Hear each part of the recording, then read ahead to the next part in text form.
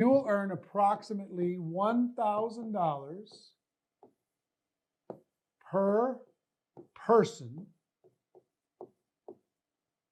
per year.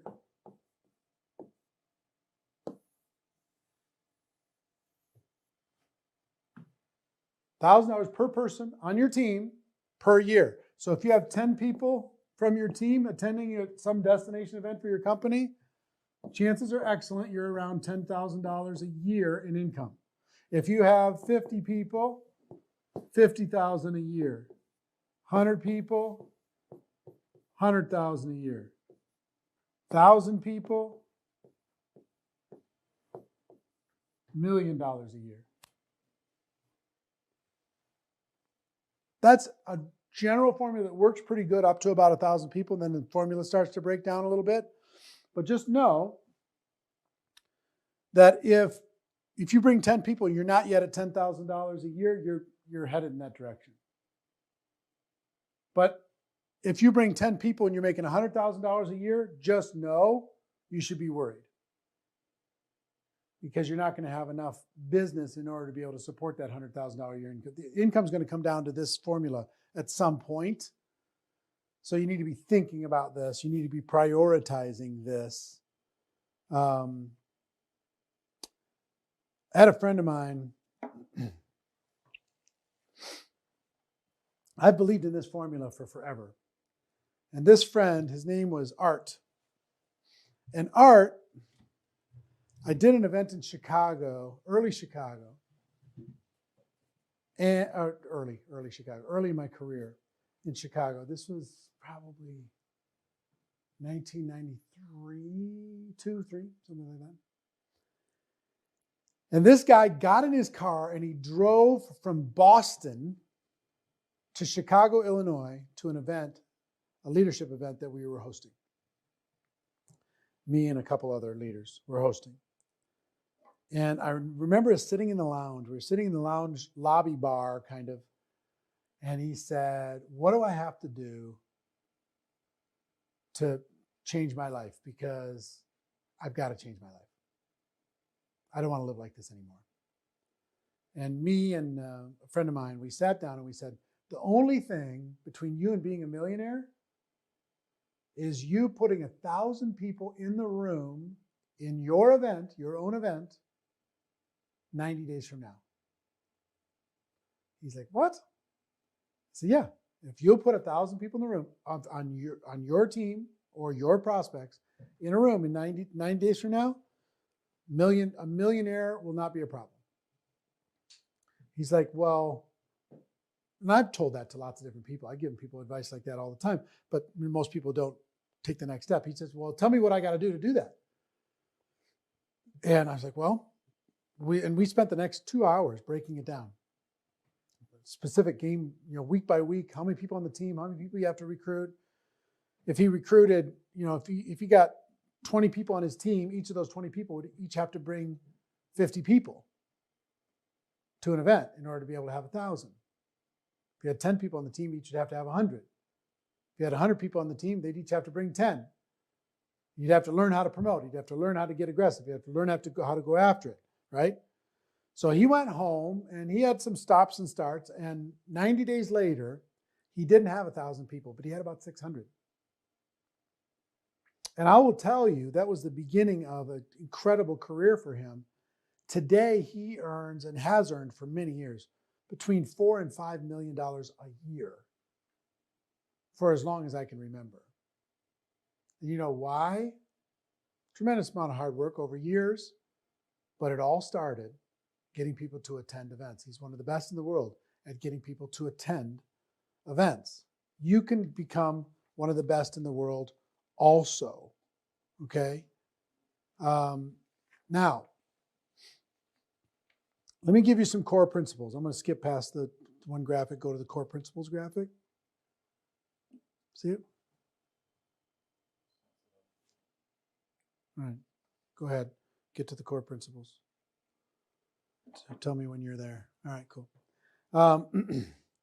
What I want you to understand as you're doing this, and this will apply to online and face-to-face events. But your belief is absolutely critical.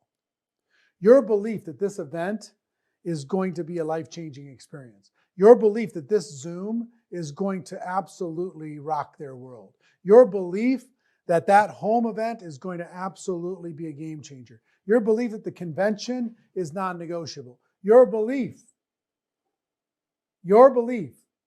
is number one. You've got to get so solid. I mean, to the point that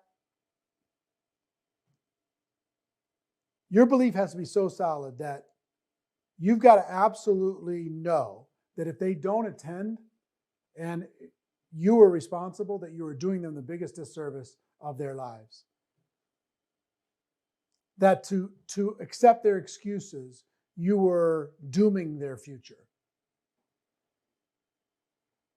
To not insist, you were being a jerk. To not insist that they attend. Okay? On anything. To not insist that they attend the Zoom, not insist that they attend to the convention, whatever it is. That's got to be your belief. This is the best way for you to be able to help the person, regardless of their circumstance. Your story about your reason, your why is also important. To be able to know why you're doing this. Why are you inviting people to your events? Why are you asking people to be there? Your story is critical. Giving Steele a hard time. Third thing I would tell you is repetition. You want to become a world-class promoter? You got to repeat it over and over and over to the point that if people aren't complaining that you're promoting this too much, then you're not promoting it enough. If people aren't complaining that you're just, you won't shut up about the Zoom that's coming up, then you're not talking about it enough. If people aren't complaining, like, shut up about the company convention Zoom that's happening or webinar that's happening on Saturday, so shut up about it. If they're not complaining, you're not talking about it enough. Posers announce, hey, there's going to be a training on Saturday. There's going to be a Zoom next Tuesday. Amateurs invite, hey, you should come to the webinar on Saturday. You should come to the Zoom on Tuesday. You should come to our convention. They invite. Professionals promote. They are relentless. They're just absolutely relentless. They're totally single-minded. They are infectious. They are, I mean, you get around them and you're going. You get around them and you are going to that event because they promote. And they always promote from event to event to event to event, whether it's online or offline. Next core principle is you need to be a good problem solver. You need to be a good problem solver. Let me use the board here, guys. How do I get a fresh board again? You can do it? Cool. All right, so what are the excuses for people to not attend? I'm busy. Oops, sorry. I'm busy. I have to work. I don't have the money. Childcare. I've got some health issue. I got family obligations. I attended before. Why do I need to come again? My spouse won't let me. Oh, look at you changing fonts right in the middle. So fancy.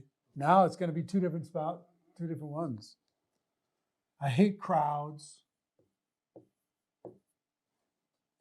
Afraid of flying or travel.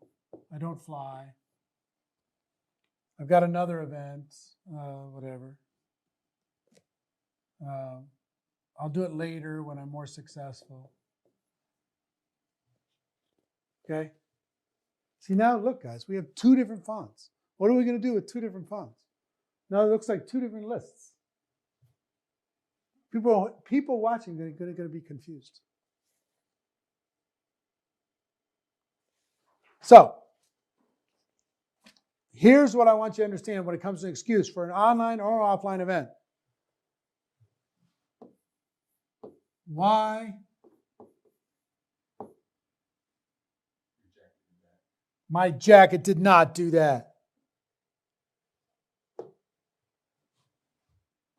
Why they can't? Oh, come on. You did that on purpose. My jacket did that? Come on. I'm going to do it. I'm doing it now. Is why they must. Oh, look at me. Why they can't is why they must. Whatever reason they have for not doing it is the reason why they have to do it. That's my belief. When I'm talking to somebody, they tell me, oh, I can't because I'm busy. Well, that's why you have to. That's my feeling. Pounding on the microphone. That's my feeling. That's not exactly, I don't say that, but that's my internal dialogue is, okay, they're telling me that they can't go because they're too busy. I have to find a way to persuade them to go so they end up having more time in their life. They have to work. They don't have the money. That's why you got to go, so you can find a way to make some money. That's my internal belief. I don't tell them this, but why they can't is why they must. And this comes down to the same objection 4 steps that we talked about before. What are you doing now? They're going to be looking at this little thing popping up all the time.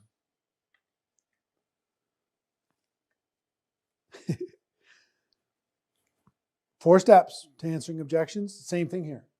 Listen to what they're telling me. Childcare. I don't have a babysitter. Relate. I totally understand. I totally get where you're coming from.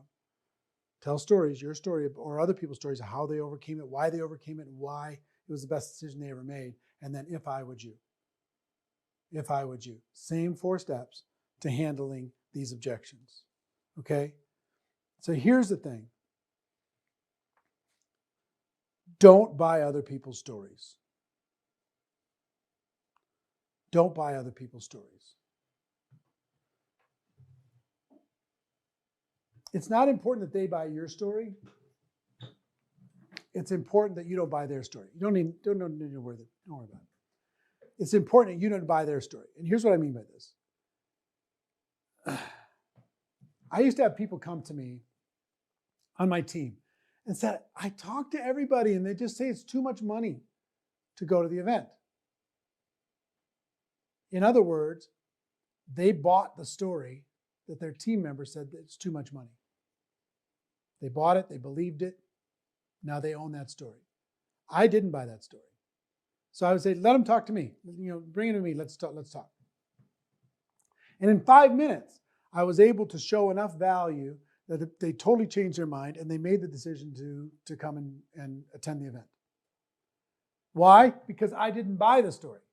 When somebody tells me that I don't have the time, I'm too busy, I've got another event, I've attended before, I got a family issue,